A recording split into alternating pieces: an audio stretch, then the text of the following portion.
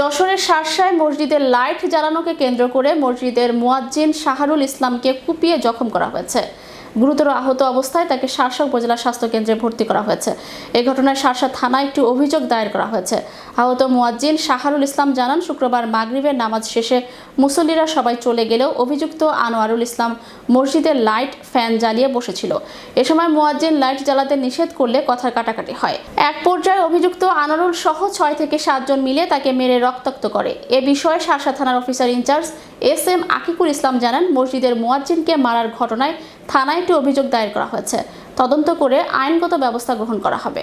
মসজিদে যাই আজান দিলাম, আজান দিয়ে আমার ছেলে আর একটা ছেলে, 2 ছেলে, ওরা একটা ফ্যান চালাই দিয়ে বসলি ও লোকটা আবার এসে বলছে যে মসজিদে কোনো ফ্যান চলবে না, যতক্ষণ নামাজ না আরম্ভ না হবে ততক্ষণ ফ্যান চলবে না। আমি বলছি না, আমি তো মসজিদ এখন আইছি, এখন মুসল্লিরা আসবে, আজান হয়ে গেছে, এখন যে আসবে সে ফ্যান চালাবে, আবার যখন মসজিদ বন্ধ করবো আবার ফ্যান বন্ধ করে চলে যাব। বলার সাথে সাথে আমার এইখানে একটা ঘুষি মেরেছে, এই মুখে একটা ঘুষি মারলি। আমার ছেলে ছিল, ছেলে ওই লোকটা ঢাকা মারলো, ঢাকা মারার পরে আবার ওই লোকের একটা ভাইপো ছিল, সে ভাইপো এসে দেখলাম আমার ছেলেটার একদম ধরিয়ে 2 জন টানা হাসলা করে মাইরি কুস্তি মারামারি হচ্ছে মসজিদের বাইরে, এটা কাদায়।